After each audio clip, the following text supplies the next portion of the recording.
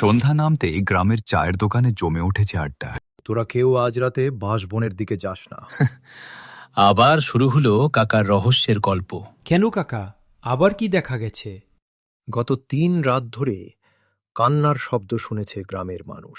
মানুষের কান্না? মায়ের কান্না। দোকানের সবাই কিছুক্ষণ চুপ হয়ে যায়। প্রায় 20 বছর আগে কমলা নামে এক মহিলা থাকত এই গ্রামে। তার একমাত্র ছেলে ছিল বাপি। বাপি ছিল খুব চঞ্চল আর দুষ্টু। প্রতিদিন বিকেলে বাঁশবনের ধারে খেলতে যেত। একদিন কুয়াশা ভরা সন্ধ্যায় সে আর বাড়ি ফেরেনি। তারপর সারা গ্রাম খুঁজেছিল, কিন্তু কোথাও তাকে পাওয়া যায়। কমলা প্রতিদিন সন্ধ্যায় বাঁশবনের কাছে এসে ডাকত, বাপি, ও বাপি।